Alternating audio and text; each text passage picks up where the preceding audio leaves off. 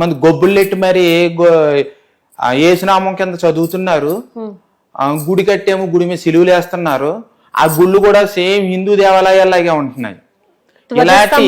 ఇలాంటి అన్ని చిల్లర పనులు అంటారు వీటిని.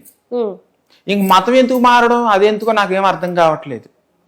వీళ్ళు చేసే పనులన్నీ ఎలా ఉంటాయి. ఈ పాస్టర్లు వీళ్ళ లబ్ధి కోసం, ఆ పాస్టర్ ఎలా ఉంటాడంటే ఫస్ట్ సైకిల్ మీద తిరుగుతాడు, ఒక 10 మందిని పోగొట్టుకుంటాడు, పాకేస్తాడు. పాకేసి జాయిగా దేవుడి పేరు చెప్పి ఏదో ప్రార్థన చేసుకుంటూ చిన్న పెట్టుకుంటాడు, మైకులు ఎట్టుకోడు. చిన్నగా చేసుకుంటూ ఆ చుట్టుపక్కల ఉన్న వాళ్ళందరిని పిల్లల్ని బిస్కెట్లు ఇచ్చి చాక్లెట్లు ఇచ్చి అవి ఇచ్చి ఇవి ఇచ్చి పిలుచుకుని జాయిగా ఆ పిల్లల నుంచి మళ్ళీ తండ్రుల నుంచి ముసలోళ్ళని వాళ్ళందరిని చేర తీసుకుని పెద్దగా చర్చి నిర్మించుకుంటారు. పైనుంచి ఫండింగ్స్ వస్తాయి.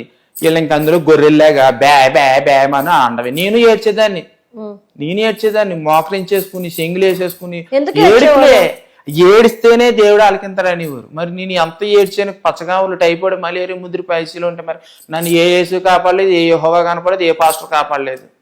మరి హిందూ ధర్మం కాపాడిందా? హిందూ ధర్మంలో ఎక్కడా కూడా అద్భుతాలు మహిమలు జరిగిపోతాయి, మీరు మా గుళ్ళోకి రండి, మా రామాలయంలోకి రండి అని ఎక్కడా పంతుళ్ళు ఎక్కడా చెప్పలేదు. అసలు గుళ్ళోనే హిందూ ధర్మం నేర్పుంటే ఈ రోజు ఈ క్రైస్తవం ఎక్కడదండి? అసలు 2000 సంవత్సరాల కిందట ఈ దేశంలో ఏమైనా ఉన్నాయి అసలానే? హిందువులు అన్ని మతాలు సమానం అని చెప్పి భావించడం వల్లనే, ఆరాధించడం వల్లే, గౌరవించడం వల్ల, ప్రేమించడం వల్ల ఈ క్రైస్తవం గాని ఈ ముస్లిం గాని ఈ దేశంలో పెరిగాయి. నిజంగా హిందువులే మతోన్మాదులు, నిజంగా హిందూ ధర్మం పట్ల బాధ్యతకుంటే ఈ మతాలు, ఈ పాస్టర్లు, ఈ చర్చిలు, ఇన్ని లక్షల చర్చిలు ఇక్కడ ఎలాగ ఏర్పడతాయండి అసలు? కాబట్టి హిందువులు ఏంటంటే అందరినీ ప్రేమిస్తారు. భగవద్గీత చెప్పింది, సర్వప్రాణులను ప్రేమించేవాడు నా ప్రియమైన వాడు, నా భక్తుడు అని చెప్పి. దాని వలన వీళ్ళందరూ ఆటలు సాగుతున్నాయి. కానీ వాళ్ళు మాత్రం హిందూ ధర్మాన్ని ఎప్పుడు దూషిస్తూనే ఉంటారు.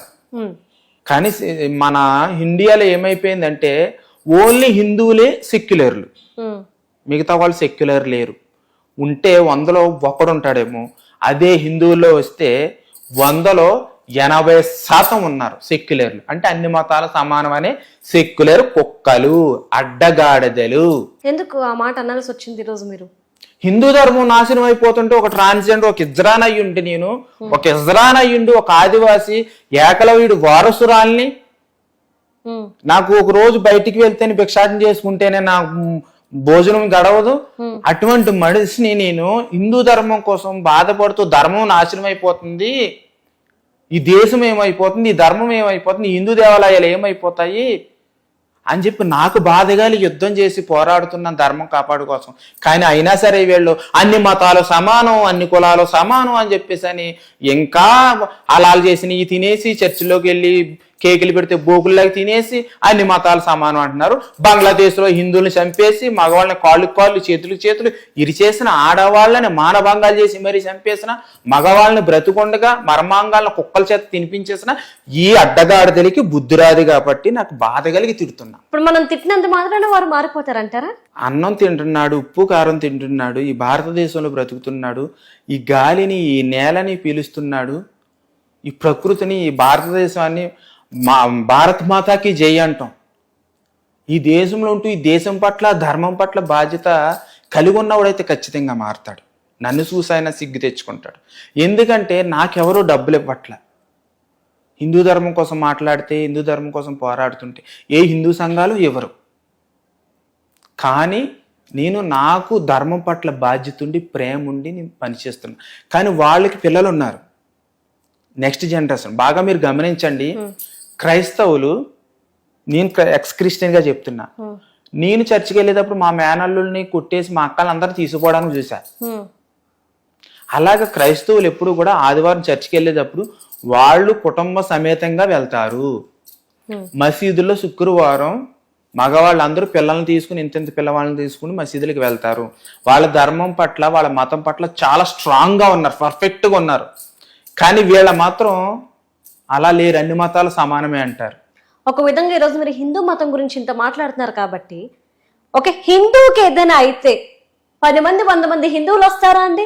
అదే ఒక క్రిస్టియన్ లో ఒక వ్యక్తికి ఏదైనా అయిందంటే వాళ్ళందరూ కూడా కలిసికట్టుగా వస్తారు.